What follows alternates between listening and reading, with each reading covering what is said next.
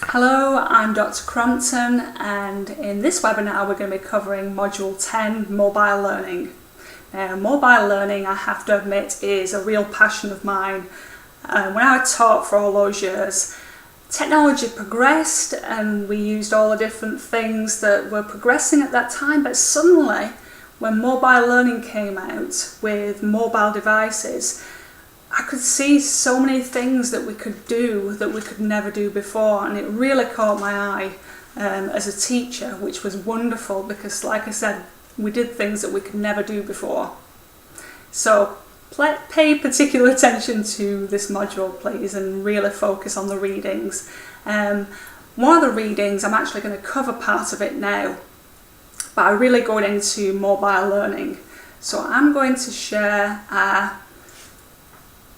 PowerPoint screen here.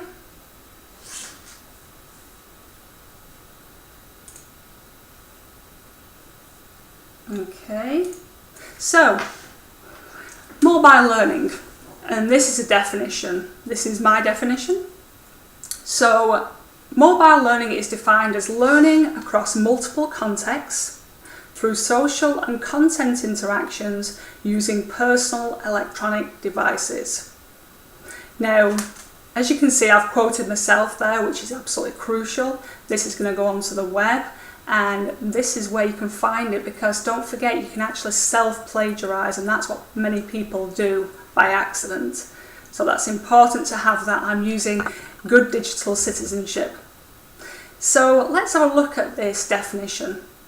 And this definition, I didn't just think of it, and it came up from nowhere. This has been carefully analysed to create this definition, which encompasses learning in three parts. So basically, learning across multiple contexts is the first part. And what I mean by that is it's basically learning anytime, anywhere. So in other words, we can learn it in the traditional classroom, but we can also go outside into the world and be wherever and learn. Maybe you're learning on a bus on the way home. It's anywhere. Now, the second part, through social and content interactions. Now, mobile learning is well known for the fact of its connectivity. I mean, if you think about it, the mobile device that you probably own is a phone. So the main purpose of the phone is to connect you. But what's nice is it also connects you in many other ways through the web. So you can be connected to people in many different ways. So that's the social, and the content is with the content on the web. And using personal electronic devices is the final part of it. And it's basically saying mobile learning couldn't happen with a desktop computer because it's not mobile. The way I typically define it is it's something that you can quickly turn on and off. So I personally don't class laptops as mobile learning or mobile device, but some people do. So you choose which way, whether you want to include it or not. But the way I think about it is, if you're on a bus or a train and you wanted to quickly check your emails, if you could do it very, very quickly by quickly switching on and off something to check, that's mobile. That's very much learning on the go. The way I think of laptops and other things is you have to turn them on, and they take a while to boot up, and they're not as quick and mobile. So, and personal electronic device, it doesn't mean you have to own it yourself. It basically means it's more for one person to use. Quite often they're smaller, and you typically use it yourself, although again, going back to the social and content interactions, you possibly share it and share your screen with other people. So three parts, basically learning anywhere, multiple contexts being environment, and content being subjects, mathematics, science, French, whatever, and using small portable devices. Okay, now what I'm going to talk about is basically, the question I get asked the most is, what's so special about mobile learning? What can we do with mobile learning that we couldn't do with other technologies before? And now, I've got to say this, mobile learning, mobile devices do not replace other things. They're in addition to, they take us to be able to, they're an additional tool to be able to allow us to do things that we couldn't do before. So I've got 5 examples. Now don't worry about some of these more confusing words, but because I'll explain what they are. But first one is contingent learning. And it says learners respond and react to the environment and changing experiences. Basically, you probably do this all the time. You are learning again at any point. If you think about when you learn, you don't just learn when you're in this class or any other classes. You learn also at other times in your personal time. Think about when you're with friends, and you probably had these conversations where somebody's asked a question about, oh, whereabouts is so-and-so, or what does this mean, or who won the football, whatever. And you'll talk about it and discuss, and then at some point, you probably said this yourself, oh, let me find out, and you'll pull a mobile device out of your pocket. Now you can't typically do that wherever you are with a big computer. Oh, let me just find out. Whew. It doesn't quite work the same way. You have a small mobile device and you find the answer quickly. So in other words, I like to think of it as well as like a brain extension, that you've done so much with your own brain, with your collective brain, with your group of friends, and now this is an extension that takes you further. If you're keen on Vygotsky and the zone of proximal development, and don't worry if this is not going to be on the test or anything, but if you've been looking at that, this is a good example of the zone of proximal development, that mobile devices help you get further, help you able to do more things. So anyway, contingent learning, learning anywhere, anytime.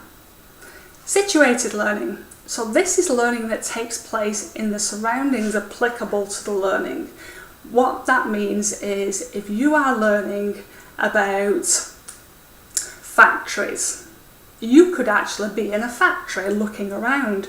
If you're learning about roads and traffic, you could be there looking with your students at the traffic.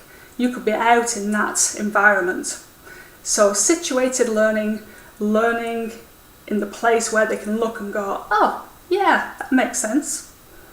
Authentic learning, now these sound similar, but see the difference. Authentic learning is when you're doing a task that's directly related.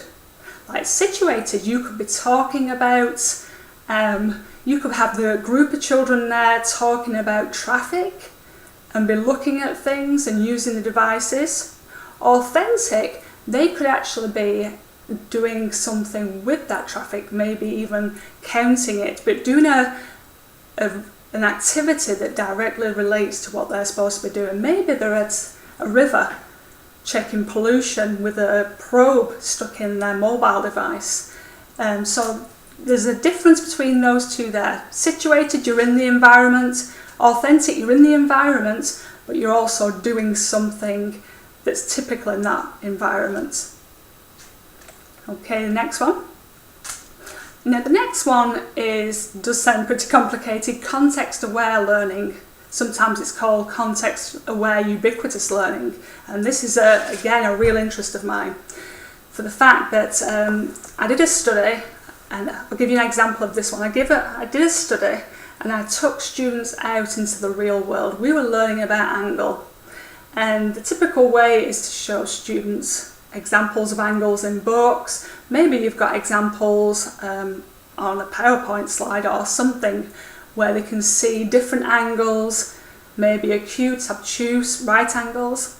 But I took students out into the real world and got them to see, wow, there are angles everywhere. And it was really nice for the fact that students often can't see the point of what many of things that they have to learn, such as mathematics. And when you actually show them it's part of their real world, it really makes sense. And what we did is the students actually took photographs, used an iPad, took photographs of angles, and then with that photograph they were able to show their partners exactly what angle they were focused on, they could zoom in and really point to it, which helped discussion, but then they could use tools, a dynamic protractor, to measure that angle, and they could see and they could measure it. And what was nice is they were there. They chose the angle themselves, and they were there and they measured the angle, and then they were able to look back in the real world to the angle they chose and thought, does that make sense with what I've got? So they were able to really understand what they were learning. So context aware is meaning the context, your environment. Okay, the last one, personalised learning.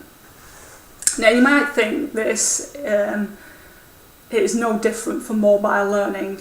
Well, it is. It adds on extra things again you couldn't do before. For example, personalised learning. Imagine it, in fact, let me read it. Customised for each unique learner in terms of abilities, interests and preferences. So imagine you've got a whole class group looking at a video. And maybe you've realised that some students in your class work better sat at a desk, while other students choose to watch the video while sat on the comfy seats you've got somewhere. That can happen with mobile learning, so you can move wherever. But also it's things like one student might notice that they've got a hearing issue and they want it louder, so they stop the video and make it louder and then start the video again. Another student might be distracted by someone coming in the room, so they can stop and go back to where they were and watch it again. And again, it's just there's so many different ways that some are similar to what they have on like large computers, but others, like the moving around the room and the real connectivity with it, is something a little bit different with mobile learning. So it's letting us really personalised learning for our students, which is really nice. Now I'm going back to the Blackboard screen here, and we're actually let's have a look at the readings first of all. In the readings, this first one here is a little bit about what I've described, but have a real good read of that to try and digest what I'm actually talking about. And then we've got another reading, but then we go on to another issue here, which is mobile learning, but how schools are choosing to get mobile learning. That's kind of a way to describe it. Bring your own device, BYOD, is when students bring their own device to the school to learn. Now, many school districts across the US are choosing to go this way. Other schools are buying devices and saying to students, no, don't bring anything in, we'll provide you with a device, and they're learning that way. There's many different ways, but BYOD is where students bring their own device in schools. Now, I'm not going to say whether I agree with this or disagree, but in these examples here underneath where it says read, in all these there's different things about BYOD. Have a look and be reflective and really give your own opinion of what you think of this. Don't just immediately go with, oh, what happens to students that don't have any? There might be answers to that in here, because some schools often do have additional devices that they lend to students. So keep your mind open, have a read of all these and see what you think. I'll be interested to know what you come up with. Now, that is all I wanted to really cover in this webinar, but hopefully if you are new to mobile learning, and this is something quite exciting, I will say one thing: if you are familiar with your device, you perhaps have a tablet of some sort, an Android, an iPad, and you're familiar with it, you probably go on Facebook, check your emails. That is different than actually how you learn in school with it. There are many other programs and things that you can learn with in schools. So this is quite tough sometimes for teachers going in and being prepared for that. So just start having a look, and if you have it at your own device, start thinking about how you could use it with students in school.